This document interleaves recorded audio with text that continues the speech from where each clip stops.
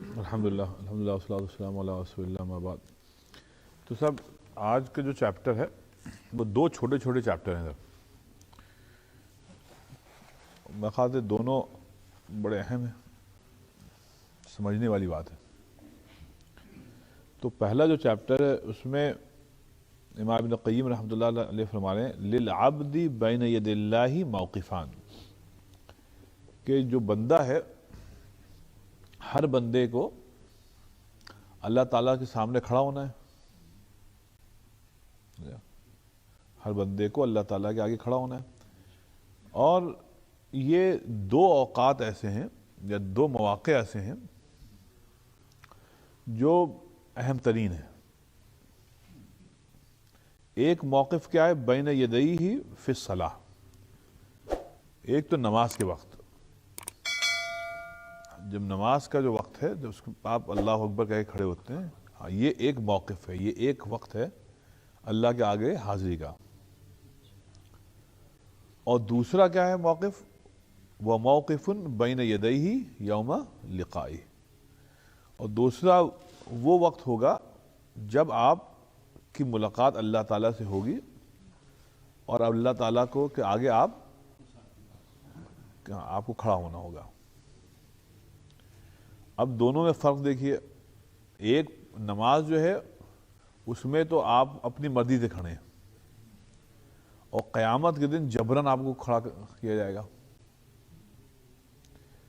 تو نماز میں آپ پڑھیں نہ پڑھیں، یہ آپ کا اپنا ایک گویا ڈیسیشن ہے، سمجھے؟ آپ نہیں پڑھی تو اس کا بھی آپ انجام جانتے ہیں، اور اگر آپ پڑھیں گے تو یہ ارادہ آپ کا اپنا ہے۔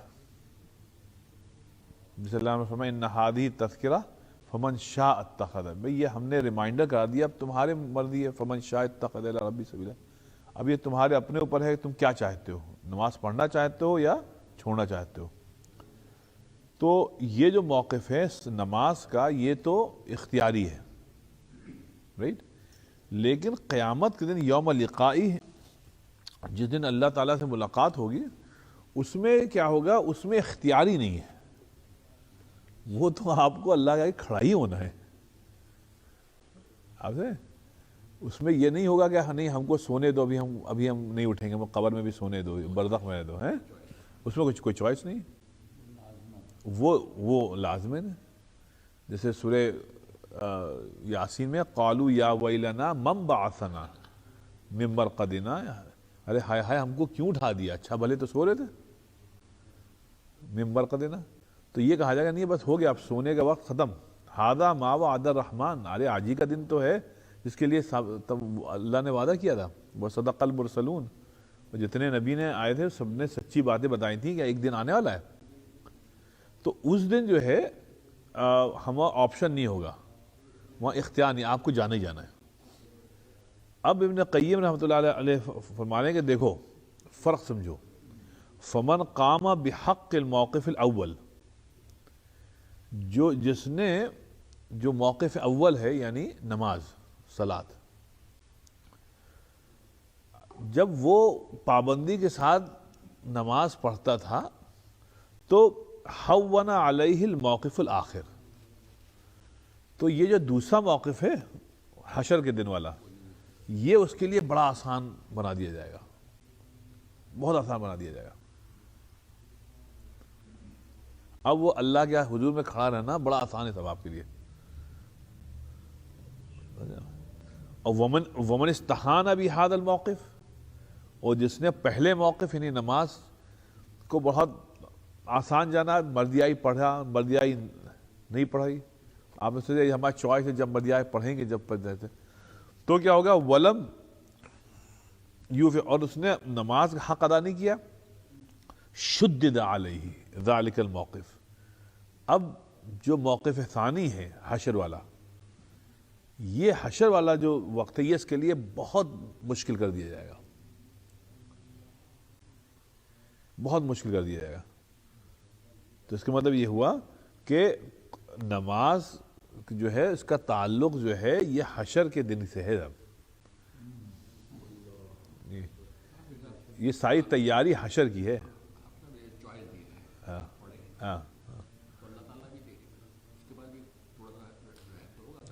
یہ ہے بالکل ہے.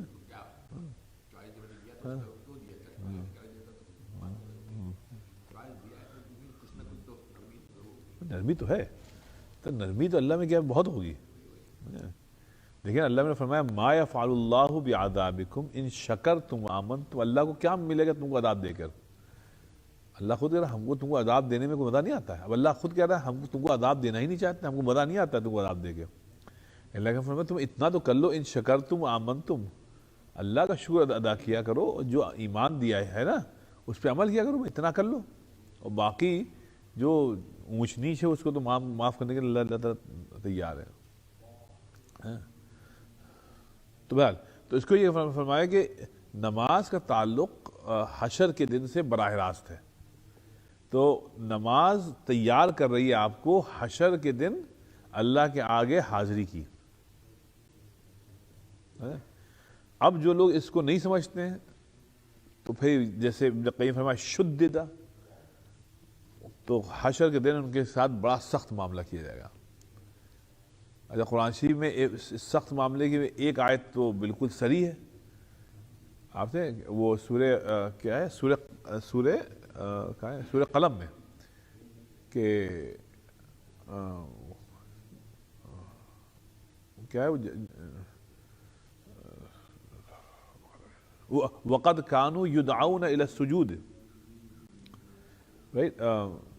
خَاشِعَةً أَبْصَارُهُمْ تَرْهَقُهُمْ ذِلَّةٌ وَقَدْ كَانُوا يُدْعَوْنَ إِلَى السُّجُودِ وَهُمْ سَالِمُونَ. مطلب یہ اللہ تعالیٰ کہہ رہا ہے کہ دیکھیے یہ آیت جو ہے سورہ قلم کی، یہ آیت ہے بڑی سخت ہے. کسی صحابی نے فرمایا تھا کہ یہ بڑی سخت آیت ہے. بھائی کسی صحابی کا قول ہے، اس میں یہی نماز نہ پڑھنے والوں پر کے متعلق اللہ تعالیٰ نے فرمایا. یہ دیکھیے یہ سورہ قلم کی آیت نمبر 42. دیکھیے یوم یکشف عن ساق ویدعون الی السجود فلا یستطیعون. اللہ جس دن پردے اٹھا لیے جائیں گے، مطلب حشر کا میدان اب برپا ہو گیا، نصب ہو گیا. اب کیا ہے ویدعون، اب اللہ تعالیٰ کہے گا لوگوں سے کہ چلو سب لوگ ہم کو سجدہ کرو. تو فلا یستطیعون، تو یہ لوگ سجدہ ہی نہیں کر پائیں گے. مطلب پوری خلائق سجدہ کر رہی ہے اور یہ لوگ سجدہ ہی نہیں کر پا رہے ہیں. اللہ تعالیٰ فلا یستطیعون، اس کی وجہ اللہ میں نے آگے بیان کی خاشعۃ ابصارہم ترہقہم، ان کی آنکھیں اللہ مطلب اس دن حسرت سے، ندامت سے اور اللہ کے خوف سے پھٹی پڑ رہی ہوں گی. اللہ کہا بھائی اس کے اندر پرابلم وقت کانوا یدعون الی السجود وہم سالمون، ان کو بلایا جاتا تھا دنیا میں اور یہ صحت مند تھے، وہم سالمون صحت مند تھے. اور کئی لوگوں کا تو ایسا ہے کہ بالکل مسجد کے قریب رہتے ہیں. ہمارے لکھنؤ میں ایک صاحب تھے، اللہ ان کی مغفرت فرمائے، بوڑھے ہو گئے تھے شیخ صاحب، اور مسجد کے نیچے جو ایک کرائے کی دکان تھی اس میں حلوائی تھے. اور ہم نے بچپنا پورا گزار دیا وہاں، کبھی ان کو مسجد جاتے ہوئے دیکھا ہی نہیں. یقین جانیے یعنی جو مسجد کا دروازہ ہے اس سے لگی ہوئی ان کی دکان ہے، اور مسجد کو کرایہ جاتا ہے ان کی دکان کا. یقین جانیے آپ، ہم لوگ باتیں کرتے تھے کہ یہ اچھا بوڑھے ہو گئے تھے، یہ کیوں نہیں جاتے ہیں مسجد میں نماز پڑھنے، اور وہیں بندہ بیٹھا رہے گا لیکن اوپر نہیں جائے گا. بوڑھے ہو گئے، مر گئے، 20-25 سال پہلے مر گئے ہوں گے، اور نام رکھا تھا غلام رسول. تو اکثر سوچتے تھے کہ بھائی یہ جاتے کیوں نہیں ہے. اچھا اللہ کے قدر ان کا پوتا وہ اتنا ہی پکا نمازی، اور اس کو بھیجیں جاؤ بیٹا جاؤ نماز پڑھاؤ، خود نہیں جائیں گے. تو یہ صاحب توفیق ہے، اللہ تعالیٰ چھین لیتا ہے. تو یہ یہاں پہ ہے کہ تو ٹھیک ہے وقت کانوا یدعون الی السجود، اس کو یاد رکھیے گا آیت نمبر 42 43 سورہ قلم کی کہ صاحب یہ بڑی سخت ہے. کسی صحابی کا قول کہیں پڑھا تھا کہ یہ قرآن شریف کی سب سے سخت آیتوں میں سے ہے. پھر دیکھ لیجیے ذرا یوم یکشف عن ساق، جس دن پردے اٹھا لیے جائیں گے. وَيُدْعَوْنَ إِلَى السُّجُودِ، اور اللہ تعالیٰ کا اب حکم ہوگا کہ ہم کو سجدہ کرو، فَلَا يَسْتَطِيعُونَ، تو یہ بے نمازی جو ہیں یہ سجدہ کر ہی نہیں پائیں گے۔ ایک حدیث شریف میں کہ اسی کی تفسیر میں حضور فرمائے ان کی پیٹھ جو ہے نا وہ اکڑ جائے گی، وہ بیٹھ ہونا چاہیں گے بھی تو آپ سمجھ رہے جیسے کسی نے ارے سریہ ڈال دیا، تو یہ بے نمازیوں کے لیے ہے۔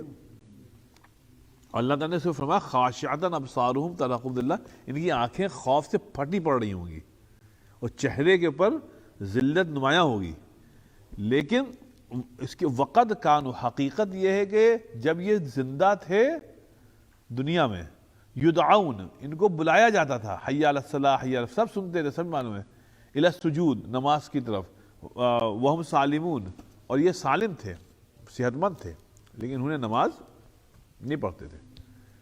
تو یہ جو ہے نماز نہ پڑھنا، تو یہ صاحب یہ تو بہت بڑا گناہ ہے۔ تو اس کو ابن قیم فرما رہے ہیں کہ بھائی ٹھیک ہے، جن لوگوں نے قرآن شریف یہ جو موقف اول ہے یعنی نماز، اس کی طرف لاپرواہی برتی، استہانہ، لاپرواہی برتی، ولم یوفی حقہ، اور نماز کا حق ادا نہیں کیا، شدد علیہ ذالک الموقف، تو جو موقف ثانی ہے یعنی حشر کا میدان، اس دن ان کے لیے وقت بہت ہی سخت کر دیا جائے گا۔ اب یہاں پر ابن قیم رحمۃ اللہ عنہ نے سورہ دہر کی آیت نمبر 26 بیان کی، انہوں نے فرمایا وَمِنَ اللَّيْلِ فَاسْجُدْ لَهُ وَسَبِّحْهُ لَيْلًا طَوِيلًا، اللہ تعالیٰ نے فرمایا کہ دیکھو رات کے ایک حصے میں سجدہ کیا کرو، سجدہ اللہ کو کرو، اور تسبیح بیان کیا کرو اللہ کی رات کو، اور دیکھو یہ تسبیح لمبی لمبی بیان کیا کرو، لیلاً طویلا۔ نماز کے لیے یہ نہیں کہا کہ لمبی نماز پڑھو نفل، تسبیح کے لیے بیان کیا کہ تسبیح بہت لمبی پڑھا کرو رات کو۔ اس میں جو وجہ ہے کہ بھائی نماز پڑھنے میں آدمی تھک جائے گا، تسبیح پڑھنے میں نہیں تھکے گا۔ بھائی آپ لیٹے ہیں، آپ نے 4 رکعت پڑھ لی، 6-8 رکعت تہجد پڑھ لی، پھر آپ تھک گئے تو اب آپ لیٹ جائیے، ہاتھ میں تسبیح لے لیجیے، لیٹے لیٹے آپ پڑھتے ہیں، تو لگ رہا ہے وَسَبِّحْهُ لَيْلًا طَوِيلًا، تسبیح بیان کیا کرو اللہ کی رات کو بہت لمبی لمبی بیان کیا کرو۔ لیکن نماز کا فرمایا وَمِنَ اللَّيْلِ فَاسْجُدْ، رات کے تھوڑے حصے میں دیکھو نماز پڑھ لیا کرو۔ اسی لیے جیسے ابن قیم نے علامہ اقبال کا ایک مصرع کہ کچھ ہاتھ نہیں آتا ہے بے آہ سحرگاہی، کہ چاہے تم کچھ بھی کر لو، ہاتھ میں کچھ نہیں آئے گا، جب تم تہجد کے لیے اٹھو گے اور رات کو رو گے تب سمجھ میں آتا ہے دین اور اللہ تھوڑا تھوڑا سمجھ میں آتا ہے رات کو۔ تو کچھ ہاتھ نہیں آتا ہے بے آہ سحرگاہی، جب تک سحر کے وقت آپ روئیں نہ، گڑگڑائیں نہ، دین سمجھ میں نہیں آتا ہے، محبت سمجھ میں نہیں آتی ہے۔ تو ان ہؤلاء یحبون العاجل، اللہ کہتا ہے یہ جو لوگ نماز نہیں پڑھتے، سنیے اب آپ، جو لوگ نماز نہیں پڑھتے ہیں اس کی وجہ یہ ہے کہ ان لوگوں کو عاجلہ سے بہت محبت ہے۔ عاجلہ مطلب دنیا، عجلت، جو چیز فوراً مل جائے، انسٹنٹ ریزلٹ، رکنا نہیں ہے، تو اس کو عاجلہ کہتے ہیں۔ اور دنیا کو بھی اس لیے کہتے ہیں دنا یدنو، دنا یدنو مطلب جو چیز بالکل قریب ہے، اجلت، تو دنا یدنو دنیا مطلب جو چیز بالکل قریب ہے۔ آخرت اخرا یؤخر تاخیر، وہ بعد میں ہوگی، وہ جو بعد میں ملے گا، تو اس کے لیے بھائی جو بعد میں ملے گا آپ کو بہت انتظار کرنا پڑے گا نا، انتظار کرنا نہیں ہے۔ تو اس دنیا کو جنت بنانے کے چکر میں جو نہ شداد کو مل سکی نہ آپ کو ملے گی۔ ہؤلاء یحب، تو ان لوگوں کو عاجلہ سے بہت محبت ہے، اس لیے رات کو اٹھتے نہیں ہیں، نماز نہیں پڑھتے ہیں۔ وہ کہتے ہیں نماز پڑھنے سے ملے گا کیا؟ سونے سے ہمارے کم سے کم 8 گھنٹے تو ہو رہے ہیں سونے کے، اگر ہم فجر میں اٹھ جائیں گے تو ہم 6 گھنٹے ہوں گے، پھر ہم کو کام پہ جانا ہے، ہم تھکے تھکے رہیں گے۔ تو ان کا جو سوچنے کا جو پیمانہ ہے وہی غلط ہے۔ تو اللہ کہتے ہیں وَيَذَرُونَ وَرَاءَهُمْ يَوْمًا ثَقِيلًا، اور انہوں نے جو بہت بھاری وقت دن آ رہا ہے نا قیامت کا، اس کو تو بالکل پیٹ کے پیچھے پھینکا ہوا ہے، مطلب بالکل اس سے غفلت برتی ہوئی ہے. تو مطلب یہ نماز وہ لوگ نہیں پڑھیں گے جو آخرت سے جن کو غفلت ہے اور جنہوں نے دنیا کو ہی سب کچھ سمجھ رکھا ہے. تو مطلب ایک قاعدہ تو سب یہ ہے، میرے خیال سے یہ بڑا اہم تھا، کیونکہ اس میں ایک لنک انہوں نے بیٹھائی ہے ابن قیم رحمۃ اللہ نے نماز اور قیامت کے اللہ کے آگے کھڑے رہنے سے. تو یہ لنک ہے، اس کو ہم کو آپ کو سب کو یاد رکھنا چاہیے. اچھا اب جلدی سے ایک اور قاعدہ آپ کو بتانا چاہتے ہیں، یہ بھی بڑا پیارا تھا. وہ تھا ایک دعا ہے قرآن شریف میں. دیکھیے اللہ والے کہاں کہاں سے کیا کیا، اس کو کہتے ہیں معرفت. وہی آیت ہم لوگ پڑھتے ہیں، کچھ سمجھ میں نہیں آتا. اب یہ میں پڑھ رہا تھا کہ دیکھیے انہوں نے ابن قیم رحمۃ اللہ نے اللہ تعالیٰ نے تھوڑی سی ان کو معرفت دی ہوئی ہے، تو کیا کیا معنی بننا. اب دیکھیے معنی یہ ہے کہ ایوب علیہ الصلوۃ والسلام ان کی ایک دعا ہے قرآن شریف میں. اور دعا یہ وہ ایوب اذ نادا ربہ انی مسنی الضر وانت ارحم الراحمین، بس اتنی دعا ہے. اور دعا بھی دیکھیے اس میں عجیب دعا ہے. ایوب علیہ السلام کو بس جو کچھ ہوا، ان کو کوڑ ہو گیا تھا، سب کچھ ہوا، آپ سب کو معلوم ہی ہے. تو ایوب علیہ السلام نے اللہ تعالیٰ سے دعا کی اذ نادا ربک، اور دعا میں کیا کریں، انی مسنی الضر، اے اللہ مجھ کو، میں ذرا تکلیف میں ہوں. در مطلب تکلیف، میں ذرا تکلیف میں ہوں. اب آپ کے آگے کہنا کیا، وَأَنْتَ أَرْحَمُ الرَّاحِمِينَ، آپ تو سب سے زیادہ رحم کرنے والوں میں سے ہیں، مطلب آپ تو سب سے زیادہ رحم کرنے والے ہیں. اب یہاں پہ یہ نہیں ہے کہ اللہ ہٹا دیجئے اس کو، یہاں پہ سے یہ ہے کہ اللہ انی مسنی الضر، مجھ کو، میں ذرا تکلیف میں ہوں اللہ میاں. وَأَنْتَ أَرْحَمُ الرَّاحِمِينَ، اور آپ تو سب سے زیادہ رحیم و کریم ہیں. یہ دعا ہے قرآن شریف میں. ابن قیم رحمۃ اللہ علیہ فرمائے سبحان اللہ جمع فی هذا الدعاء، کہنے دیکھو ایک نبی نے اپنی دعا میں اتنے سے جملے کہہ کے اس میں کیا کیا چیزیں سمو دی ہیں. کہنے جمع فی هذا الدعاء بین حقیقت التوحید و اظہار الفقر والفاقۃ الی ربی. کہنے لگا دیکھو ایوب علیہ السلام نے اس میں جمع کر دیا ہے توحید کی حقیقت کو، توحید کی حقیقت کو، اور اس میں جو نے اظہار کیا نا، اظہار کیا ہے فقر کو، فقر کو، اور اللہ تعالیٰ کے اوپر ڈیپینڈنسی کو، کہ اللہ ہم ڈیپینڈنٹ ہیں آپ کے اوپر.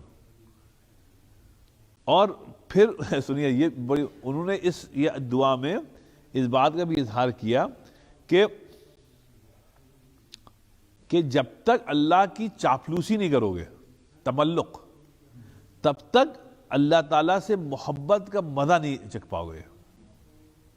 اللہ تعالیٰ سے محبت کے لیے تم کو اللہ تعالیٰ کی چاپلوسی ضروری ہے، اور چاپلوسی ہوتی ہے دعا سے.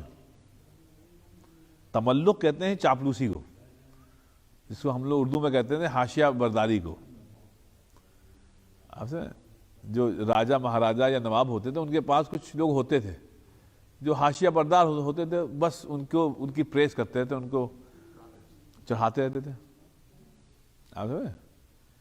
اس لیے وہ جو ہے وہ کچھ نہیں. اب جیسے ابھی مجھے پڑھ رہے تھے بہادر شاہ ظفر ہے، بہادر شاہ ظفر مغل ڈائنسٹی کا سب سے کمزور ترین، بیکار ترین بادشاہ. اس کی بادشاہی صرف لال قلعے تک تھی، دلی تک نہیں تھی، صرف اندر ہی تھا. لیکن اس کو جو شعراء آتے تھے، جو قصیدہ گو آتے تھے، تو اپنے قصیدہ گوئی میں زمین آسمان کے قلابے ملاتے تھے. ان کے لیے جو القاب استعمال کرتے تھے بہادر شاہ ظفر کے لیے، تو ایسا لگتا تھا کہ بہادر شاہ ظفر کے آگے جو کوئین وکٹوریہ ہیں، جن کی حکومت چل رہی ہے بر اعظم پہ، وہ کچھ بھی نہیں ہے. اور ان کے عوض میں سمجھا، ان کو پھر جو کچھ بھی ہوتا تھا ان کو مل جاتا تھا. اس کو کہتے ہیں حاشیہ برداری. آپ سمجھے؟ تو اسی لیے بہادر شاہ ظفر کوئی بڑے شاعر نہیں ہے، لیکن شعراء نے ان کو اٹھا دیا. جیسے آپ کے فیض احمد فیض نے ایک دن کہا تھا کہ بھائی دیکھو ایسا ہے، ہم کسی نے ان کے آگے اس کا بہادر شاہ ظفر کا کوئی شعر پڑھا تو انہوں نے کہا بھائی دیکھو ایسا ہے، آپ نے اب کی تو پڑھ دیا لیکن دوبارہ نہ پڑھیے کیونکہ ہم بہادر شاہ ظفر کو شاعر مانتے ہی نہیں ہیں۔ فیض احمد فیض نے کہا، کہہ رہے بہادر شاہ ظفر ہم شاعر مانتے ہی نہیں۔ لیکن استاد ذوق وغیرہ تھے نا اس وقت دلی میں، تو استاد ذوق وغیرہ نے بھائی وہ ان کے دربار کے ایک شاعر تھے تو ان کی اس پہ اصلاح کر دیتے تھے، تو ان کا مجموعہ بھی شائع ہوا، ان کے مرنے کے بعد سب کچھ ہوا۔ لیکن بہرحال وہ حاشیہ برداری جو ہے وہ تنکے کو جو ہے نا وہ آسمان بنا دیتا ہے۔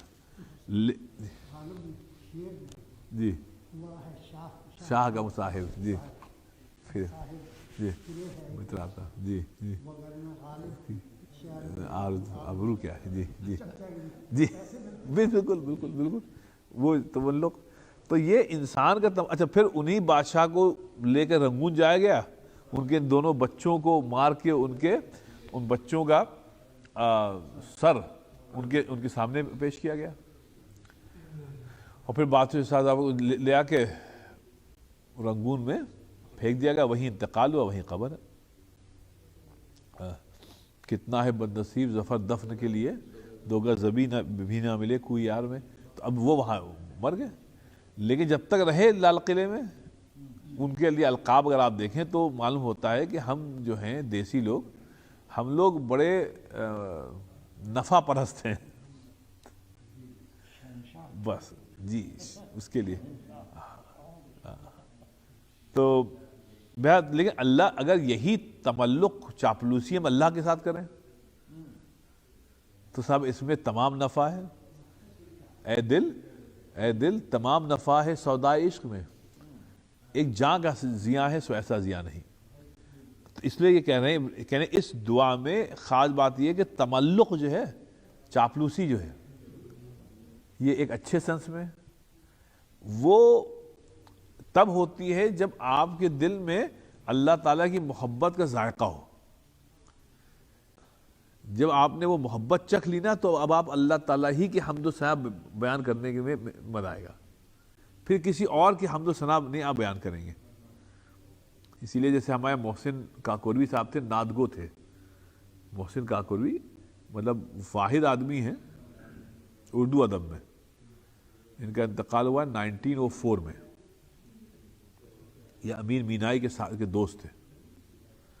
تو محسن کاکوروی جو ہیں وہ پہلے شاعر ہیں جنہوں نے غزل ترک کر دی، صرف نعت گوئی کی،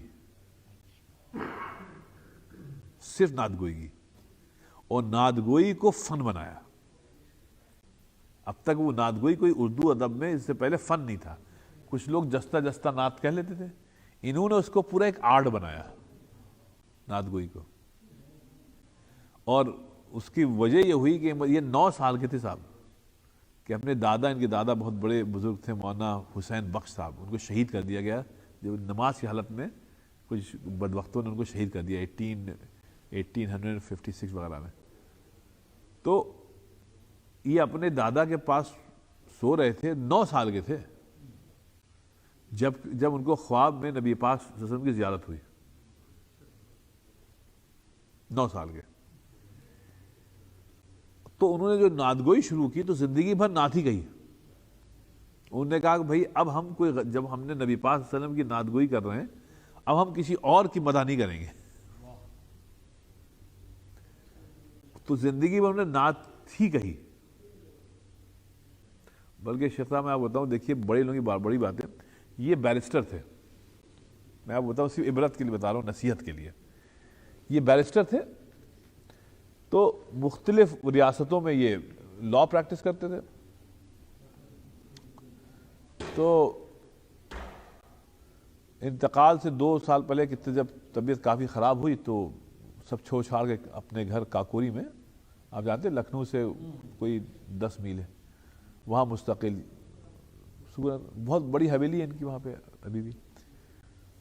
تو آپ دیکھیے صاحب کہ ایسے لوگوں کا خاتمہ کتنا اچھا ہوتا ہے کہ صاحب جب طبیعت بہت خراب ہوئی تو ان کے دو بیٹے تھے، نور الحسن جنہوں نے نور اللغات لکھی، اردو زبان کی سب سے جامع ترین ڈکشنری جو ہے وہ ان کے بیٹے نور الحسن صاحب، ان کا تخلص تھا نیّر، انہوں نے لکھی اکیلے پوری ڈکشنری نور اللغات 3 جلدوں میں وہ تھے، اور ان کے چھوٹے بیٹے انوار الحسن۔ تو صاحب دونوں بچوں کو بلایا، لڑکوں کو بلایا، اور حالت خراب ہے، کہنے بیٹا دیکھو ایسا ہے کہ ہمارا جو مرض ہے تو پیٹ کا مرض ہے، پیٹ میں مرض ہے، کینسر تھا پیٹ میں۔ کہنے لگے دیکھو حدیث شریف میں آیا ہے جو مفتون ہوتا ہے، جس کے پیٹ میں مرض ہوتا ہے، اس مرض میں کی وجہ سے اگر مر جائے تو وہ حکماً شہید ہوتا ہے۔ تو نور الحسن صاحب نے کہا ان کے بیٹے نے، جی ابا، تو کہنے لگے بیٹا دیکھو کسی کتاب سے پڑھ کے سناؤ کہ اس کی تشریح میں علماء نے کیا لکھا ہے۔ تو ان کے بیٹے نے ایک کتاب ہے وہ لائے، انہیں پورا پڑھا کہ ابا اس میں علماء نے یہ لکھا ہے کہ شہید ہوتے ہیں۔ کہنے بس بیٹا الحمدللہ ہم اس مرض میں جا رہے ہیں، تو چلو بستر پہ مر رہے ہیں لیکن انشاءاللہ حکماً شہید ہوں گے۔ پھر کہتے ہیں بیٹا دیکھو سنیے صاحب، کہتے ہیں بیٹا دیکھو تیاری کرو ہماری، کیونکہ کل ہماری روانگی ہے۔ کہنے ابا کیوں؟ ابا کیا بات ہے؟ کہنے بیٹا بس کل ہماری روانگی ہے، تو اب وقت کم ہے، تم لوگ بھی ہماری جانے کی تیاری کرو کیونکہ کل ہمارا کوچ ہے۔ اب دوسرے دن صبح اس حالت میں بھی نماز پڑھی جس حالت میں پڑھی، اور اب کہہ رہے ہیں بیٹا وہ کفن تیار کیا، دیکھو اس میں جو آب زمزم چھڑکا۔ کہنا ابا آپ کیا بات کر رہے ہیں؟ اب دیکھو کافور لاؤ، جو کافور یہاں پہ لگانا، یہاں پہ لگانا، اور ہر تھوڑی دیر بعد کہہ رہے ہیں کہ آج تو ہمارا کوچ ہے، بس آج کا دن کوچ ہے، گائے ہمارا دن ہے۔ کہا سنا سب معاف، 10 بجے صبح انتقال کر گئے، 10 بجے صبح انتقال کر گئے۔ اب یہ ایک صاحب ایمان آدمی تھے، یہ کوئی اللہ نے صلہ دیا نعت گوئی کا۔ یہ محسن کاکوروی تھے صاحب، بہت بڑے شاعر، سب سے بڑے شاعر نعت گوئی، اس کو کہتے ہیں حسان الہند کہتے ہیں اس کو، کہ گویا ہندوستان کے یہ حسان ابن ثابت تھے، جنہوں نے زندگی بھر نعت گوئی کی تھی نا، تو یہ گویا ہندوستان کے حسان ابن ثابت تھے۔ یہ اصل میں ہمارے سگے جو پھپھا تھے نا ان کے دادا تھے۔ تو آج کل ہم ان کا مجموعہ کلام ہے، اس کو ہم لوگ کوشش کریں دوبارہ لکھنؤ سے شائع کرنے کی۔ ان کا پر پوتا ہے جو آیا تھا یہاں پہ، تو میں نے اس سے کہا وہ ہمارے پھپھا کے دادا، پھپھا تھے طاہر محسن علوی، ان کے والد صاحب تھے نیّر، یہ نور حسن نیّر جنہوں نے نور اللغات لکھی، اور پھر اس کے بعد اس کے تھے محسن کاکوروی۔ تو یہ بڑا زبردست خاندان ہے صاحب، بہت صاحب علم صاحب، لیکن وہ ہے کہ صاحب محبت کا اگر ذائقہ لگ جائے نبی پاک نے، پھر کسی اور کی مدح نہیں ہوتی ہے، سمجھا؟ تو اس لیے یہ کہہ رہے ہیں کہ اگر تم کو دعا کے یعنی تملق اللہ تعالیٰ سے کی چاپلوسی کا مدح مل جائے تو یہ تب ملتا ہے جب تم نے محبت کا مدح چکھ چکے ہو۔ کہ مطلب دعا میں تبھی مدح آتا ہے جب آپ کو اللہ تعالیٰ سے محبت ہو۔ پھر والاقرار له بصفت، اب کہنے دیکھو اس دعا میں ایک چیز اور کہنے خیال کرو، اس میں اللہ تعالیٰ کی جو صفت رحمت ہے نا اس کا اقرار ہے، وَأَنْتَ أَرْحَمُ الرَّاحِمِينَ، اور کہ وَالتَّوَسُّلُ إِلَيْهِ بِصِفَاتِهِ وَسُبْحَانِهِ۔ کہنے اس سے ایک بات اور سیکھو گے، جب دعا کرو تو اللہ تعالیٰ کو واسطہ دو اس کی صفات کا۔ یہی چاپلوسی ہوتی ہے، اللہ کو تو معلوم ہے، لیکن جب آپ دعا کر رہے ہیں تو اللہ تعالیٰ کو ہی کی واسطہ دیا، اللہ تعالیٰ آپ تو ایسے ہیں، اللہ تعالیٰ آپ تو معاف کرنے، اللہ تعالیٰ آپ تو اس لیے ہم کو معاف کر دیں۔ وَشِدَّةُ حَاجِ وَفَقْرِ، اور پھر اس دعا میں دیکھو ایوب علیہ السلام نے کیسا اپنا فقر و فاقے کی، اور فقر اور ضرورت کی مطلب کا اظہار کیا ہے کہ اللہ تعالیٰ مجھ کو یہ تکلیف پہنچ گئی ہے، بولے اب پہنچ گئی ہے تو ہم ہٹا نہیں سکتے۔ اچھا یہاں ادب دیکھیے، یہ نہیں کہا کہ اللہ تعالیٰ آپ نے ہم کو مریض کر دیا ہے.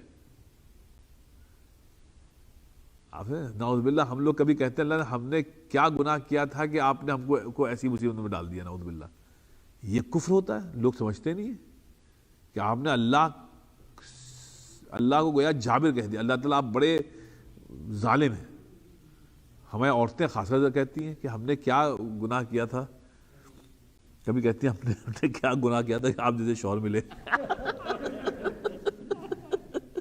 ہمارے تو 10 پیغام آئے تھے ابا کے پاس, پتہ نہیں کیا گناہ کیا تھا کہ ابا نے آپ ہی کو چنا.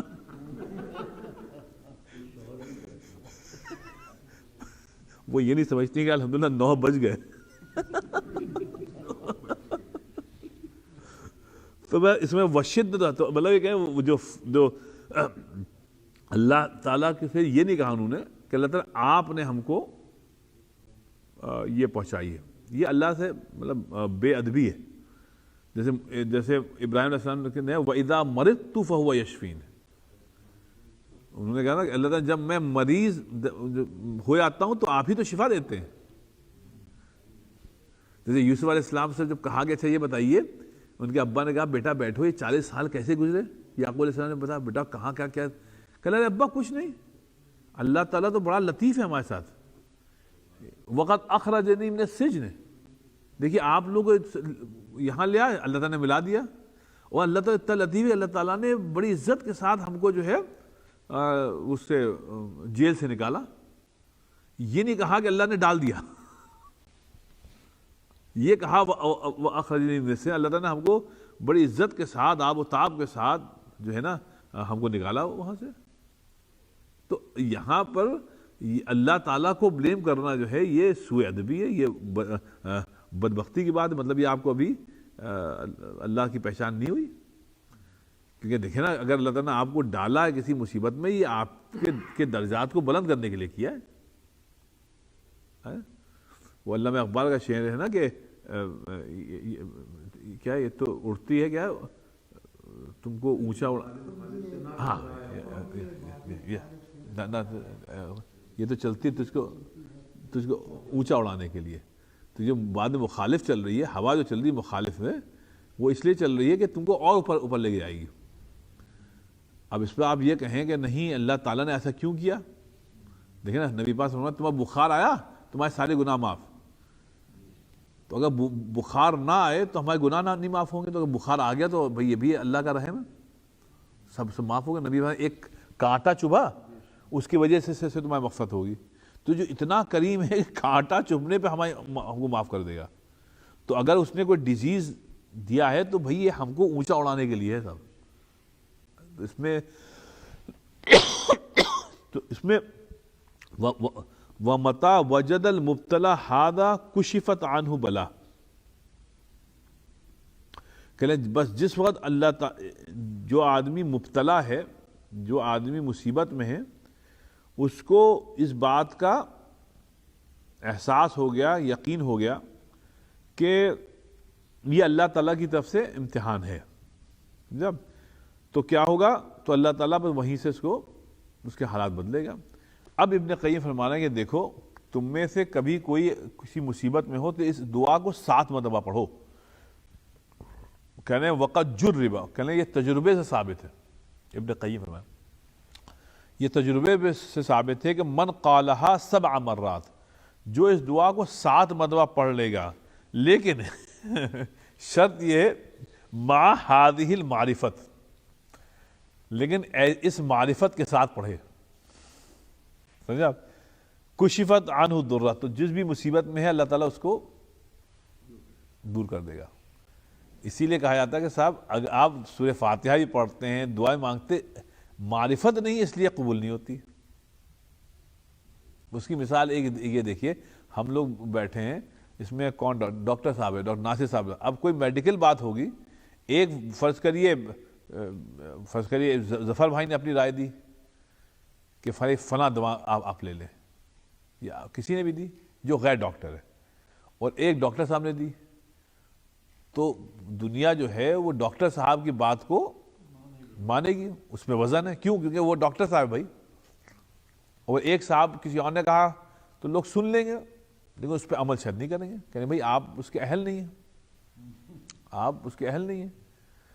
تو ایسے ہی سمجھ لیجئے کہ ہم لوگ جب قرآن شریف پڑھتے ہیں، دعا مانگتے ہیں، تو دعا اس لیے قبول نہیں ہوتی ہے کہ ہم اس کے اہل نہیں ہوتے، معرفت ہی نہیں ہے. تو اللہ کہتا ہے بھائی یہ تو خالی خلی ہے بالکل، اس آواز میں دم نہیں ہے. اور ایک صاحب معرفت دعا کرتا ہے تو وہ وزندار ہوتی ہے. تو اسی لیے دعا ہم لوگ کرتے ہیں، قبول نہیں ہوتی کیونکہ معرفت نہیں ہے. اس لیے انہوں نے کہا جو اس دعا کو 7 مرتبہ پڑھے گا لیکن کچھ سمجھ کے ساتھ، تھوڑی معرفت کے ساتھ، یقین کے ساتھ، تو انشاءاللہ اللہ تعالیٰ اس کی وہ دور کرے گا. تو اس لیے دیکھیں یہ دعا کیا ہے، دعا یہاں سے انی مسنی الضر وانت ارحم الراحمین، اتنی دعا ہے. انی مسنی الضر وانت ارحم الراحمین، اتنی دعا ہے. ہاں یہ سورہ انبیاء نہیں، سورہ انبیاء آیت نمبر 83، سورہ انبیاء 17 پارے میں سے. تو یہاں پہ تو انی مسنی الضر وانت ارحم الراحمین، اس کو 7 بار پڑھیں انشاءاللہ ہوگا. تو اس لیے صاحب تو یہ 2 باتیں ہوگی صاحب. اصل سے محبت ہے صاحب، معرفت محبت صاحب. اس میں اس سے پہلے کہ ہم یہ مدارج السالکین صاحب، آپ کو ان کا کشکول مجذوب صاحب کا ہم آپ کے لیے کلام لائیں، اس میں اس کو ذرا سن لیجیے. مجذوب صاحب مولانا تھانوی صاحب رحمۃ اللہ علیہ کے سب سے بڑے خلیفہ تھے. میں نے بتایا نا عزیز الحسن صاحب مجذوب، یہ مولانا تھانوی صاحب کے سب سے بڑے خلیفہ تھے. ہاں تو یہ بہت بڑے شاعر تھے، بہت قادر الکلام شاعر تھے، بہت قادر الکلام شاعر تھے صاحب. یہ لکھنؤ میں جہاں ہم رہتے ہیں نا، اس کا وکٹوریہ اسٹریٹ آپ نے دیکھی ہوگی، تو اس کے دوسری طرف، وکٹوریہ اسٹریٹ کی دوسری طرف رہتے تھے. وہ اتنے قادر الکلام شاعر تھے کہ ان کا کلام ہمارے چچا ہیں مفتی رضا انصاری صاحب، انہوں نے شائع کیا ہے کلام مجذوب کر کے. اس پہ انہوں نے مقدمہ لکھا ہے. مقدمے انہوں نے لکھا کہ ان کی قادر الکلامی کا یہ حال تھا کہ جب یہ موڈ میں ہوتے تھے تو ہمارے گھر چلے آتے تھے. تو اس کا فرنگی محل کے جتنے علماء تھے سب اکٹھا ہو جاتے تھے عشاء کے بعد. کہنے 12 شیخ صاحب ایسا ہوا ہے کہ عشاء کے بعد یہ آئے ہیں اور چائے کا دور چلا ہے فجر کے وقت اذان تک، اور بغیر اپنے بیاس کو ہاتھ میں لیے ہوئے، اور اپنے حافظے سے اشعار سناتے رہتے تھے. یہ غزل ہوئی، تھوڑا وقف کیا، پھر چائے پی، پان گیا، پھر فجر تک ایسے تھے. ان کا یہ حال تھا کہ مسجد میں بیٹھتے تھے، یہ لمبی داڑھی ماشاءاللہ بالکل مولانا تھانوی صاحب والا والی ٹوپی جیسے مولانا بہاؤالدین صاحب لگاتے ہیں وہ، اور مسجد میں بیٹھے ہوئے ہوتے تھے کونے میں، اور ہاتھ میں تسبیح ہے، اور تسبیح میں کیا اشعار پڑھ رہے ہیں. مطلب وہ عجیب معرفت والے تھے. سمجھا؟ تو اس لیے جب مطلب مولانا تھانوی صاحب نے ان پر روک لگا دی تھی کہ اب آپ بولیں گے ہی نہیں. بولتے بہت تھے، کئی دنوں تک نہیں آپ شاعری کریں گے ہی نہیں. آپ کسی قادر الکلام شاعر سے کہتے ہیں شاعری نہ کرے تو اس کے لیے تو بڑا مسئلہ ہے. تو بھائی اس میں صاحب ایک بہت ہی خوبصورت معرفت والی نظم ہے صاحب، یہ غزل ہے. یہ اس میں کچھ نہیں تو میرے خیال سے 70-80 اشعار ہیں، لیکن اس میں 2-4 آپ کو سناؤں گا منتخب کر کے، کیونکہ اس میں جو ہے نا یہ معرفت والے ہیں. یہ کوئی عورتوں سے حسن و جمال والے نہیں ہیں، یہ اللہ سے محبت والے ہیں. اب آپ دیکھیے، آپ ردیف بہت پیاری ہے. ردیف ہے محبت، ردیف ہے محبت. اب دیکھیے کہتے ہیں سنبھل کر ذرا تیزگاہ میں محبت، سنبھل کر ذرا تیزگاہ میں محبت، مقام ادب ہے مقام محبت. مقام ادب ہے، سنبھل کر ذرا تیزگاہ میں محبت، مقام ادب ہے مقام محبت. کہتے ہیں زباں ہی پہ ہے بس کلام محبت، زباں ہی پہ ہے بس کلام محبت، محبت نہیں ہے یہ نام محبت. اچھا اب آپ سنیے، شیخ صاحب شیخ سنیے، کیا پیارا شیخ صاحب کہتے ہیں، پلا دے ان آنکھوں سے جام محبت. دیکھیے، پلا دے ان آنکھوں سے جام محبت، بہت دن کا ہوں تشنا کام محبت. بہت دن سے پلا دے ان آنکھوں سے جام محبت، بہت دن کا ہوں تشنا کام محبت. پھر کہتے ہیں محبت محبت محبت محبت.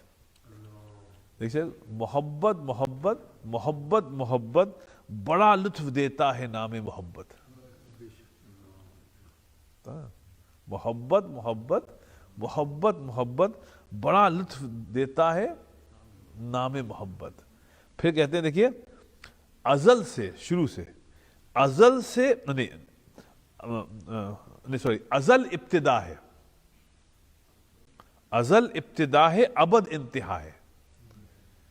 ازل ابتدا ہے، ازل انتہا ہے، نہ صبح محبت نہ شام محبت.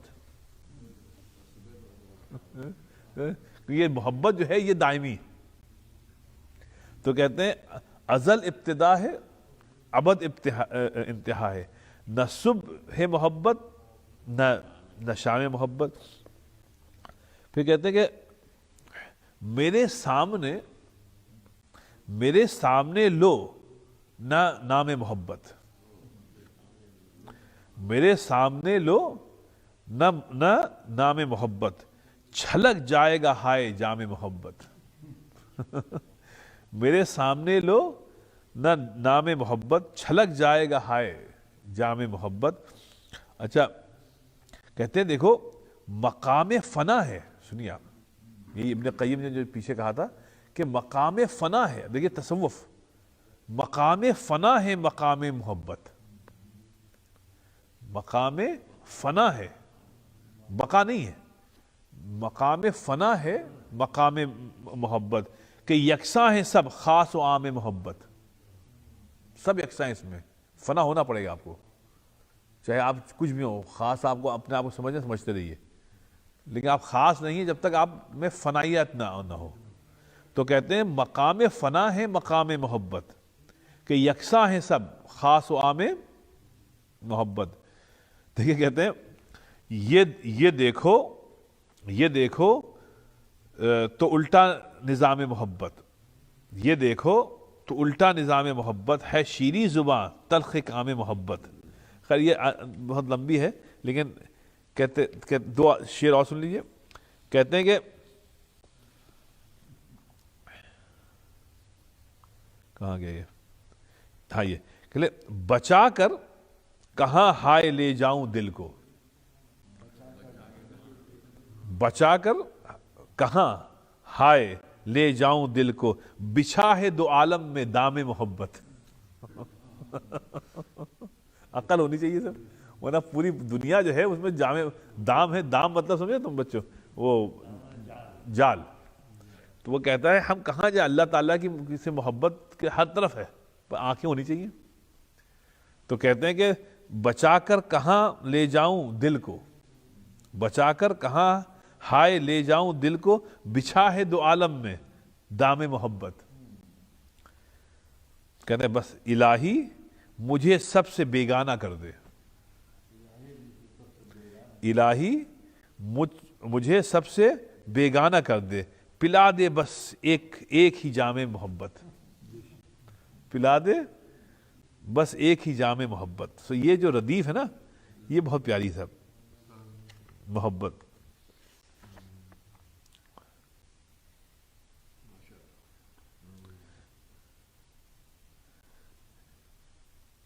صاحب تھانوی صاحب کا انتقال ہوا، انہی کے شعر پڑھ رہے تھے.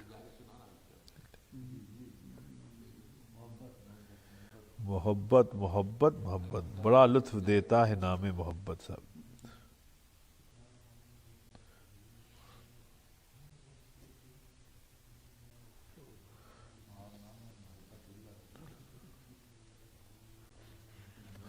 اچھا صاحب آخر میں صاحب یہ معرفت والی ایک غرض سن لیجیے ان کی. شیخ صاحب یہ وہی والی ہے جو اس میں مشہور شعر ہے نا، ان کا اپنا ہر تمنا دل سے رخصت ہو گئی، اب تو آجا اب تو خلوت ہو گئی. جو سب سے ان کا مشہور شعر ہے. تو اس پہ یار یہ بہت ضروری ہے صاحب. یہ شعر آپ پوری غزل سننی ہے آپ کو, بہت ہی مارکت العارہ ہے.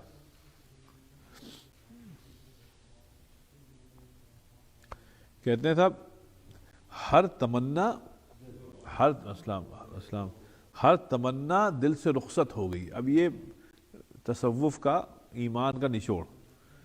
ہر تمنا دل سے رخصت ہو گئی, اب تو آجا, اب تو خلوت ہو گئی. مطلب اس اشعار کی آدمی کیا تشریح کرے گا, مطلب کمال کا ہے صاحب. ہر تمنا دل سے رخصت ہو گئی, تمنا چھوڑنی پڑے گی, دنیا کی تمنا چھوڑنی پڑے گی, تو کہتے تب جا کر خلوت ہوتی ہے. ورنہ دل میں بڑا کراؤڈڈنس ہے, بڑی تمنا ہے. وَلَأُمَنِّيَنَّهُمْ وَلَآمُرَنَّهُمْ, شیطان نے کہا تھا ہم ان لوگوں کے دلوں کو بھر دیں گے تمناؤں سے. تو وہ تمنا جاتی نہیں. تو یہ کہہ رہے ہیں اگر تم ایمان چاہتے ہو, محبت چاہتے ہو, پہلے دل کو صاف کرو. بہت کراؤڈ ہے اس میں, اللہ نہیں آئے گا. تو اس کو کہتے ہیں ہر تمنا دل سے رخصت ہو گئی, اب تو آجا.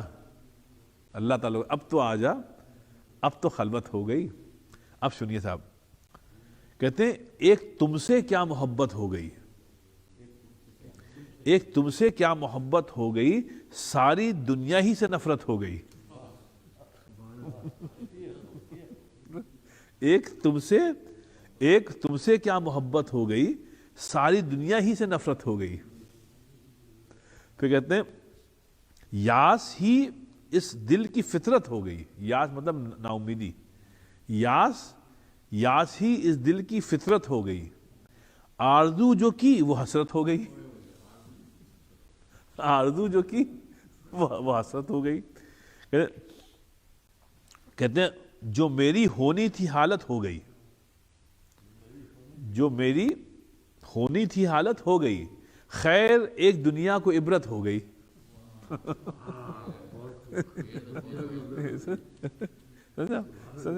جو میری ہونی تھی حالت ہو گئی, خیر ایک دنیا کو عبرت ہو گئی. پھر کہتے ہیں دل میں, دیکھیے صاحب, دل میں داغوں کی وہ کثرت ہو گئی. دل میں داغوں کی وہ کثرت ہوگی, رونما ایک شان وحدت ہو گئی. رونما ایک شان وحدت ہو گئی. کہتے ہیں آ گئے پہلو میں راحت ہو گئی.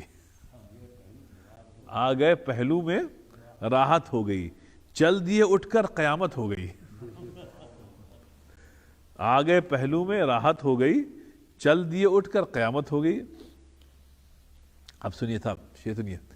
کہتے ہیں عشق میں, اللہ تعالیٰ سے عشق میں ذلت بھی عزت ہو گئی. عشق میں ذلت بھی عزت ہو گئی, لی فقیری بادشاہت ہو گئی.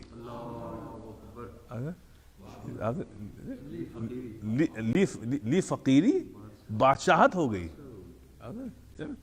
عشق میں ذلت ہی عزت ہو گئی, لی فقیری بادشاہت ہو گئی. سوگ میں یہ کس کی شرکت ہو گئی. سوگ میں ماتم ہو رہا تھا, لوگ رو رہے تھے, تو کہتے ہیں سوگ میں یہ کس کی شرکت ہو گئی, بزم ماتم بزم عشرت ہو گئی. لیکن بہرحال یہ بھی مسلسل ہے صاحب, بہت اشعار ہیں اس میں, اسی ردیف میں. لیکن یہ جو حصہ ہے صاحب, یہ بہت ہی عمدہ ہے. عشق میں ذلت بھی عزت ہو گئی, لی فقیری بادشاہت ہو گئی. بہت اچھا. کبھی آپ لوگ ان کا مجذوب, کلام مجذوب لیجئے صاحب, اس کو پڑھیے, بہت زبردست ہے صاحب. جی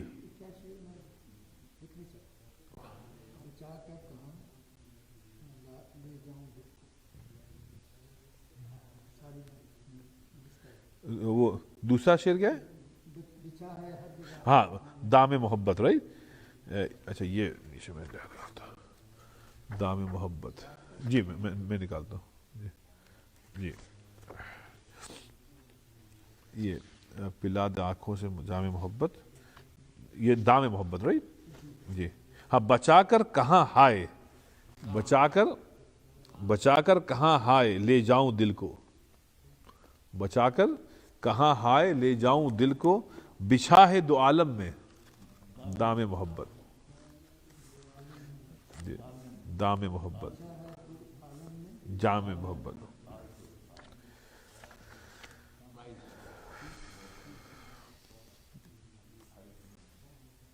سنیے صاحب، اب دیکھیے مدینہ شریف کے اوپر انہوں نے جو نظم کہی ہے صاحب، اب میں ٹائم زیادہ نہیں لوں گا آپ کا، بس یہ شعر پر دیکھ کیا خوبصورت انہوں نے نظم کہی تھی. جو اس کا ایک قطعہ دیکھیے آپ اس نظم کا، شیخ صاحب مدینے کے اوپر کہتے ہیں بس اب تو ایک میرا کام ہو جائے، بس اب تو میرا ایک کام ہو جائے، اسی پر اب مجھے حاصل دوام ہو جائے. بس اب تو ایک میرا کام ہو جائے، اسی پر اب مجھے حاصل دوام ہو جائے. وہ کام کیا ہے صاحب صاحب؟ بس اسی پر مجھے حاصل دوام ہو جائے. وہ کیا ہے؟ مدینے جاؤں پھر آؤں، مدینے جاؤں پھر آؤں، مدینے پھر جاؤں. مدینے جاؤں پھر آؤں، مدینے پھر جاؤں، تمام عمر اسی میں تمام ہو جائے. تمام عمر اسی میں میری تمام ہو جائے. مدینے جاؤں پھر آؤں، مدینے پھر جاؤں، بس تمام عمر اسی میں میری تمام ہو جائے. اس کے بعد انہوں نے مدینے ردیف محمد صلی اللہ علیہ وسلم، اس پہ بہت زبردست انہوں نے تقریباً 100 کے قریب اشعار ہیں. پھر یاد مدینہ، استرار مدینہ، مبارک ہو اے بے قرار مدینہ، بلاوا ہے یہ استرار مدینہ کر کے بڑی عمدہ نظم نے اس میں. تو یہ بھی بڑا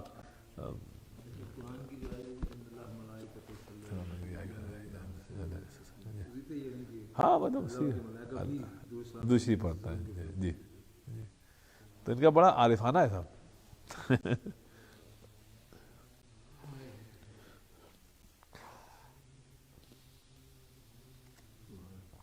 کہاں پہ تھا ہم لوگ؟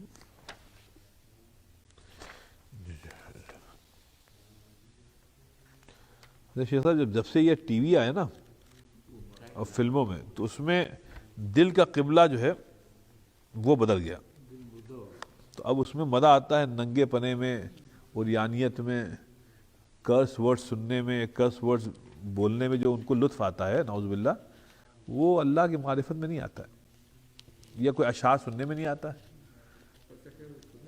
کوئی گندے اشعار کو آپ ہالی ووڈ کی اور بالی ووڈ میں عریانیت کے ساتھ آپ دکھا دیں، سنا دیں، تو بچوں کو بڑوں مزہ آتا ہے.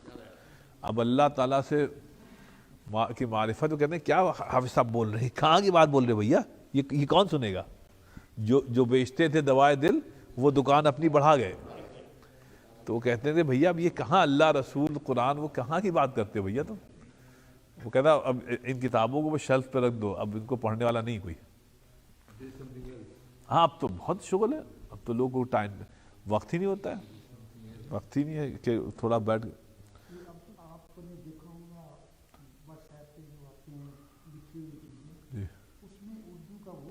بہت ہاں بھائی بہت صاحب.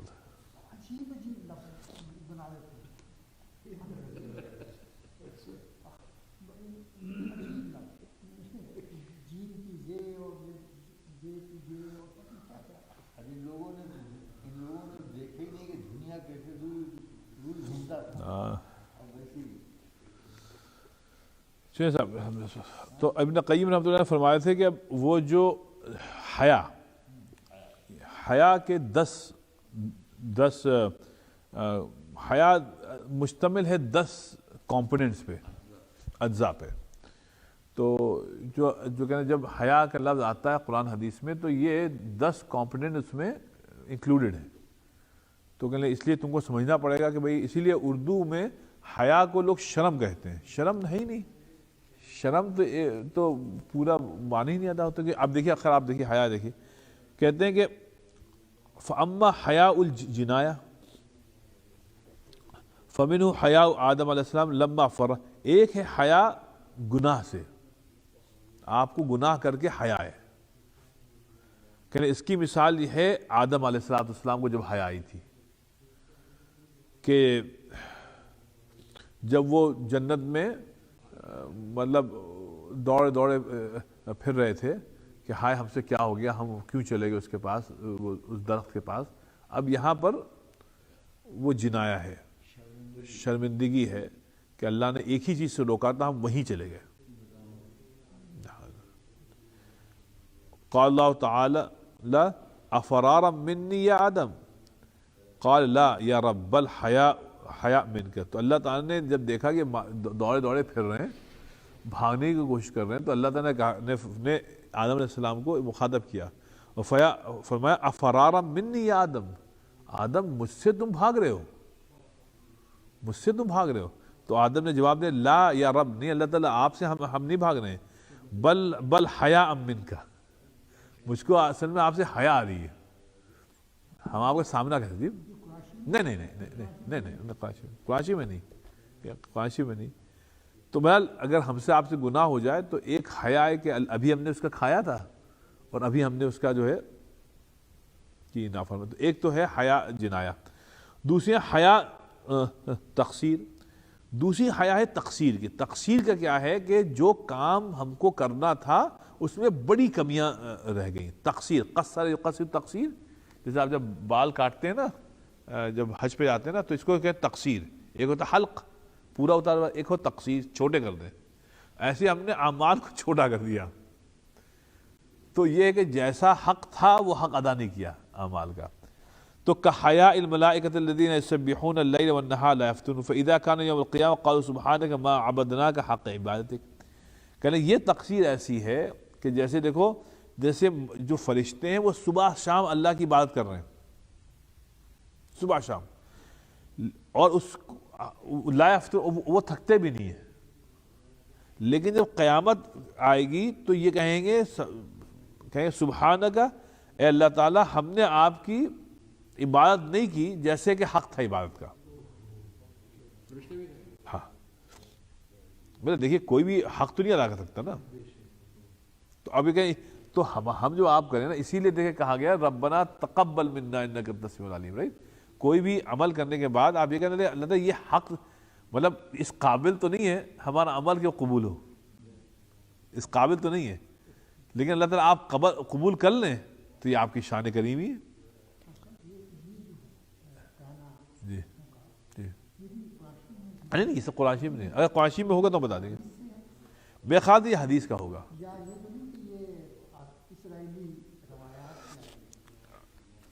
ممکن ہے بھائی، اس میں انہیں کوٹ نہیں کیا. جی ہاں، اس میں انہوں نے کوٹ نہیں کیا.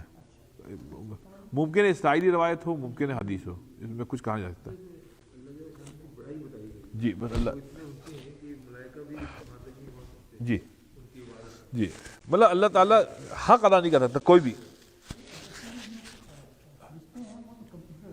جی جی ویسے ہی کریں گے جی جو کر نہیں سکتا. لیکن میرا تقصیر ہے، احساس ہے. جی احساس ہے، لیکن ہم کو آپ کو اس میں یوں کر لیں، اس کو یوں کر لیں کہ ہم لوگ تو جو عمل کرتے ہیں اس میں احساس تقصیر رہے. مطلب ہمارا آپ کے لیے اتنا ہی ہے. اب اس کی کیا حقیقت ہے وہ جانے اللہ، لیکن اتنا ہو کہ اس کو یہ نہ سمجھے کہ ہاں ہم نے ہمارے ایک صاحب تھے اللہ بچائے، وہ خیر آباد کے قریب لکھیم پور میں ایک نمبر 2 آدمی، ان کو صفری عمل تھا ان کے پاس، تو ان کے پاس جنات قبضے میں تھے. تو اس کے چکر میں وہ لوگوں کا تصرف بہت کرتے تھے، نماز پڑھتے نہیں تھے. مطلب کبھی کسی نے ان کو مسجد میں دیکھا نہیں. ان کے ماننے والے بہت تھے، وہی جو سفلی عمل کرنے والے تھے. تو یہ حال تھا صاحب کہ یہ تقصیر سے آیا ہے. کم بختی بات لوگوں کو ایسی ہوتی ہے کہ نماز نہیں پڑھتے تھے تو کوئی ایک عالم آیا، کوئی آیا، انہوں نے کہا کہ بھائی تم لوگ ان کو اتنا مانتے ہو، ان کا حالت دیکھو کہ 5 چبا رہے ہیں، داڑھی نہیں ہے، ان کا وضع قطع دیکھو، تم لوگ ان کو پیر مانتے ہو اور نماز نہیں پڑھتے؟ تو ہمارے پیر صاحب کچھ مت کہیے گا. میں کیوں؟ کہنا چلو چھوڑا، یہ بتاؤ وضع قطع بھی چھوڑو، یہ نماز کیوں نہیں پڑھتے؟ کہ نماز پڑھتے ہیں. کہنے آپ یہاں دیکھ رہے ہیں، اصل میں یہ حرم شریف میں پڑھ رہے ہیں.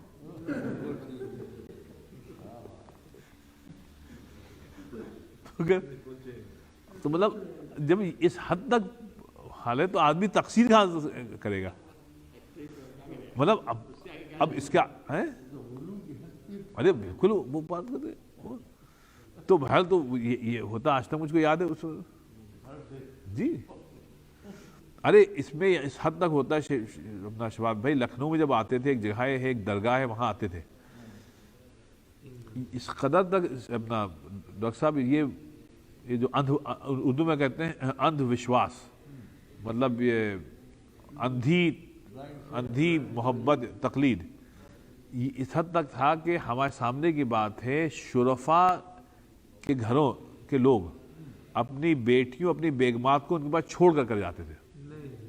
شیخ صاحب صحیح بتا رہا ہوں. اور یہی نہیں، ہمارے ہندو رستوگی لوگ اپنی بیگمات اور اپنے بچوں کو ان کو چھوڑ کر جاتے تھے. یہ ہم لوگ سامنے کی بات کہ حضرت کا کرم ہو جائے ان پہ، یہ حال ہے. اور آپ جی آج بھی آپ کچھ کہہ نہیں سکتے. اور جب چلتے تھے تو مطلب میں آپ 80 سے بات بتا رہا ہوں، اس زمانے میں یہ مرسیڈیز سے چلتے تو پیچھے پتہ نہیں کتنی ایس یو وی اور مرسیڈیز اس وقت ہوتی تھی. تو یہ عجیب.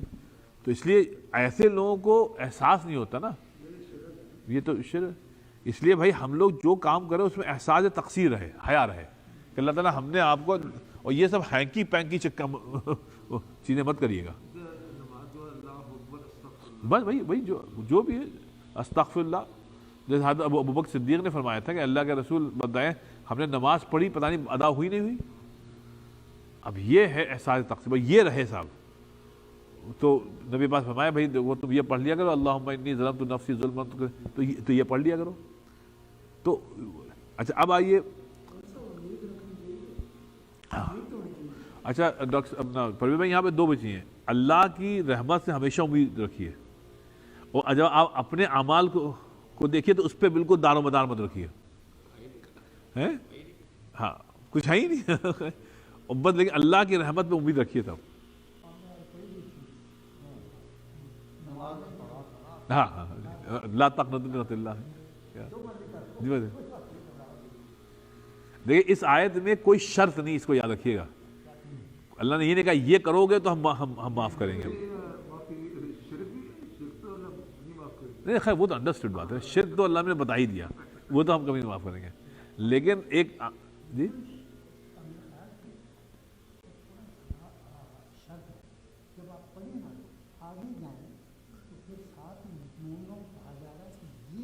وہ انیبو، جی جی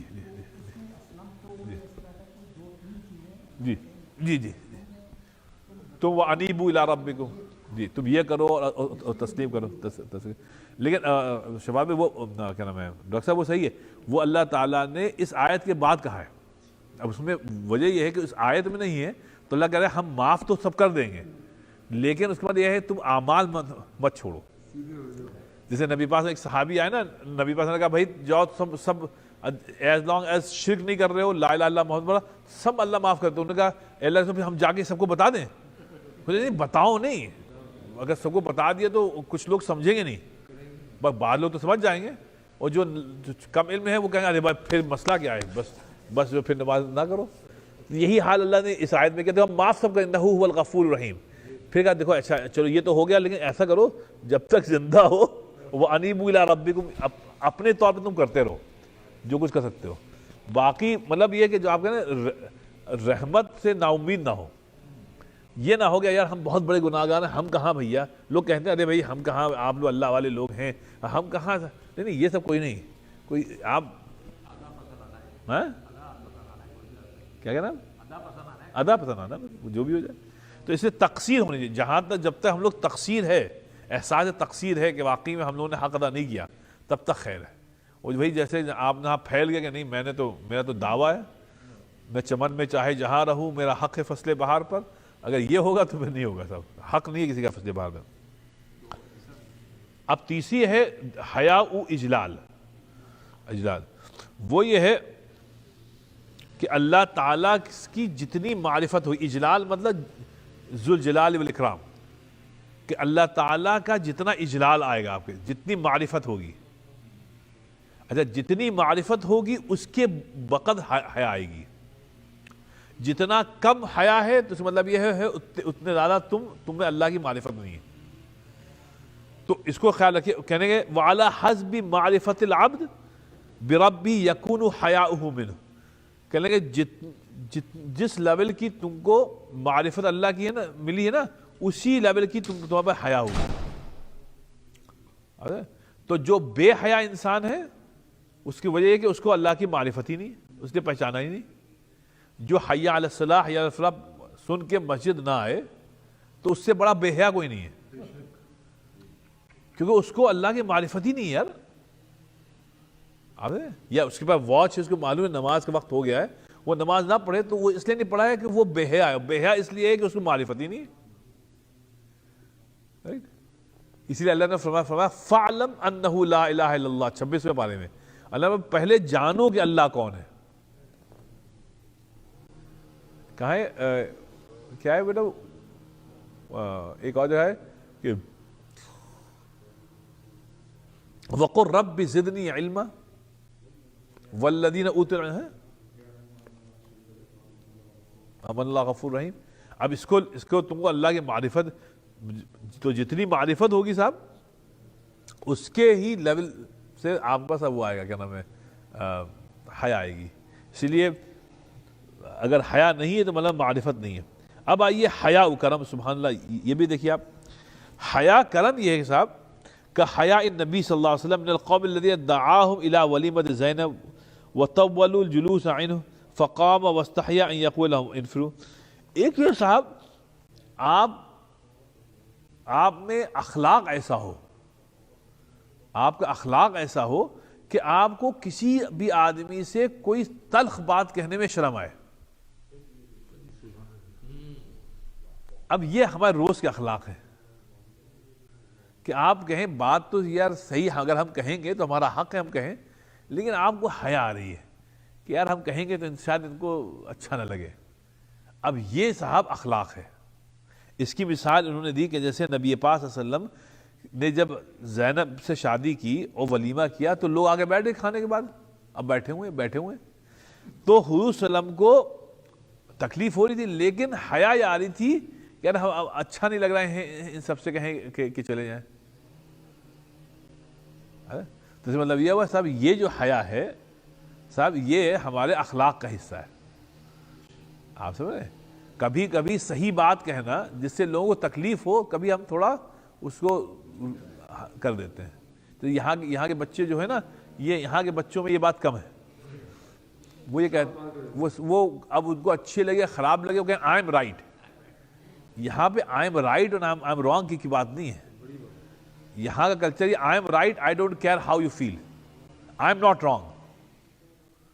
تو بات میرے بھائی ٹھیک ہے، you are not wrong, but اس سے تکلیف ہے کہ تھوڑی برداشت کر لو. No I don't feel like جی آئی کانٹیکٹ. تو یہ یہاں کے کلچر میں بہت اچھی بھی باتیں، لیکن ایک آدھ بات یہاں کی جو ہے، یہ چند باتیں وہ بڑی ہمارے اس میں جو ہے اس کو وزاداری بھی کہتے ہیں. ہاں بیٹا تھا اس کو بند کر دو جی، آواز نہیں آ رہی.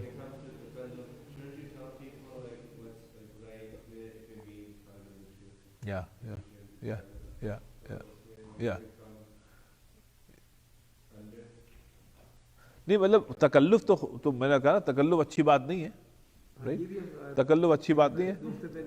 لیکن بات یہ کہ بیٹا کبھی کبھی بات یہ ہو رہی کہ کبھی کبھی کسی کو تکلیف نہ ہو یا ان کو خراب نہ لگے تو تھوڑی تکلیف برداشت کر لیں. مثال کے طور پہ تمہارے گھر پہ کوئی آیا ہے، تم کو سونا ہے، اگر تم نے لیکن تم دیکھ رہے یار یہ یہاں انجوائے بہت کر رہا ہے، یا بندہ انجوائے بہت کر رہا ہے، یا تھوڑا ٹھیک ہے ہم کو تھوڑی تکلیف ہو رہی ہے، اس کو انجوائے کر لینے دو یار، یہ باتیں کرنا چاہتا ہے. تو جیسے ایک دن سے ایک صاحب ہیں، آپ بھی جانتے ہیں ان کو، ڈاکٹر صاحب ہیں، وہ ایک دن رات کو آگے 9 ساڑھے 9 میں سونے کی تیاری کر رہا تھا شیخ صاحب، آپ اشارہ سمجھ گئے ہوں گے. وہ آئے، ارے حافظ صاحب السلام علیکم. میں نے کہا وہ رات ہی کو آتے، تو میں نے کہا صاحب کو، تو وہ آگے بیٹھ گئے. اب مجھ کو سونا ہے، تو ایسا ہوتا ہے کبھی تو، لیکن اب کیا، اب دل نہیں چاہ رہا تھا ان سے کہیں کہ ہم نے دیکھا یہ صاحب انجوائے کر رہے ہیں، انہوں نے بھائی انجوائے کر لو بھائی، چلو باتیں کر رہے ہیں. تو کبھی یہ اصل میں حیا کا حصہ ہے کہ آپ کو حیا آئے ان سے کہتے ہوئے کہ صاحب جائیے آپ، چھوڑیے ہماری جان چھوڑیے. تو اس کو یہ کہہ رہے ہیں کہ یہ اخلاق کا حصہ ہوتا ہے، لیکن اس کا بھی ایک پیرائے ہوتا ہے. مطلب ایسا نہیں ہے کہ آپ بالکل اپنے آپ کو وہ کر لیں، لیکن تھوڑا سا وہ کہتے ہیں. تو نبی پاک صلی اللہ علیہ وسلم نے ان سے کہا نہیں کہ تم جاؤ. تو یہ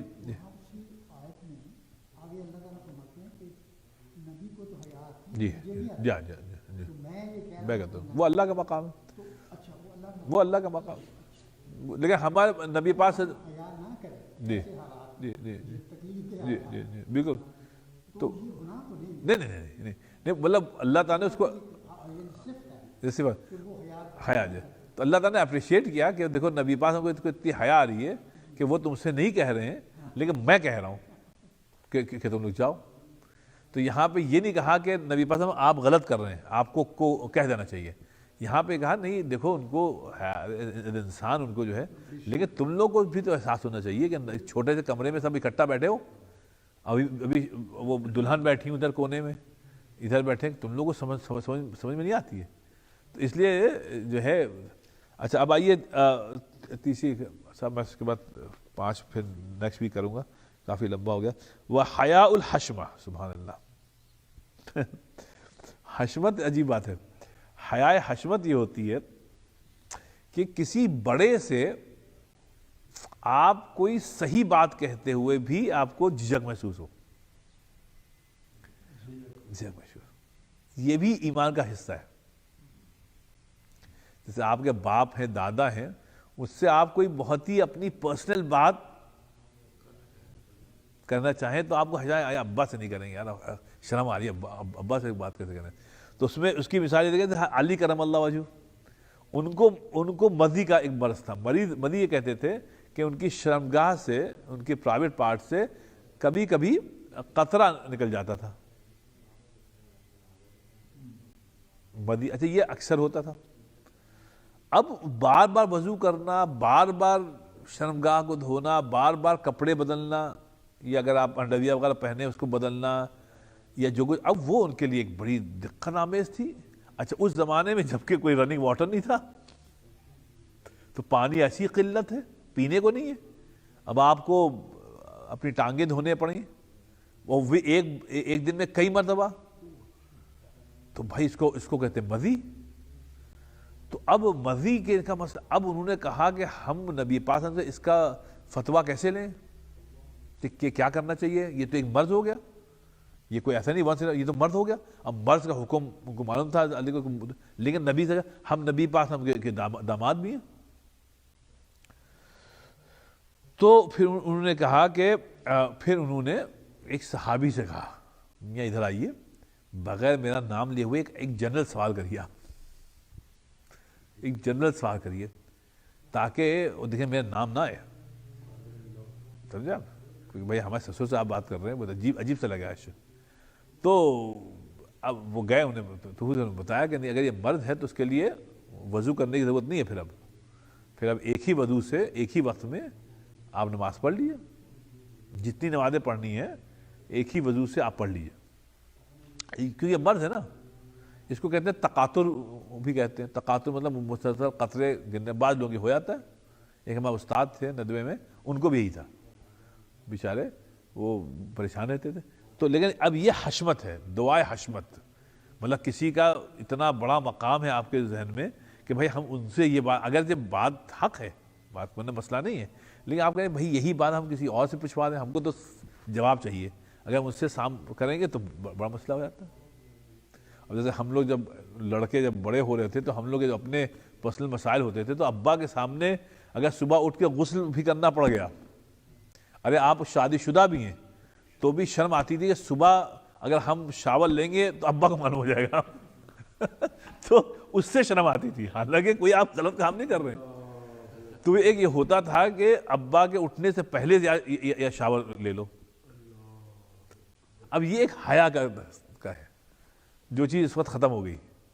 وہ ایک بڑا لطیف سا وہ تھا کہ ابا کا، جیسے اب آپ سگریٹ پیتے ہیں، ایک تو غلط ہے پینا، لیکن فرق پیتے ہیں، لیکن ہم دیکھتے تھے ہمارے بڑے جو ہمارے کزنس تھے وہ اگر سگریٹ پیتے تھے کسی بڑے کے آگے سگریٹ نہیں پی سکتے تھے. باہر جاتے تھے سگریٹ پیتے تھے، کیونکہ سگریٹ ایک خراب عمل ہے تو بڑوں کے آگے نہیں کریں گے. یا ہم لوگ پان کھاتے، پان کھا کے اپنے ابا کے سامنے نہیں آ سکتے تھے، پھوپھا کے آگے کسی کا پان کھا کے نہیں آ سکتے تھے. یہ بے ادبی ہے، کیونکہ اس سے ذرا آپ کو ایک کیئرلیس ایٹیٹیوڈ آتا ہے نا، تو بڑوں کے آگے ادب کے ساتھ بیٹھنا ہے. آپ پان کہتے کھا کے سکتے تھے. اب یہ سب اسلامی کلچر تھا. یہ حشمت جو ہے نا، دعائے حشمت، یہ اس کا تعلق تھا. جیسے ہمارے ایک نانا تھے، وہ کہتے تھے کوئی بھی بچہ بغیر ٹوپی ننگے سر نہیں آ گیا میرے سامنے. کہنے ننگے سر یہ اسلامی ادب کے خلاف ہے. تو اور کوئی بھی گھر کی لڑکی، بہو ہو، بیٹی ہو، نواسی ہو، کوئی بغیر دوپٹے کے سر پہ نہیں آئے، مطلب سر اس کا ڈھکا ہونا چاہیے. حالانکہ وہ محرم ہے، رائٹ، پھر بھی اب یہ حشمت ہے، بڑوں کا لحاظ. ابن قیم کہتے ہیں یہ 10 میں سے ایک ہے. اگر بڑوں کا لحاظ نہیں ہوگا تو گویا آپ میں حیا کی کمی ہے.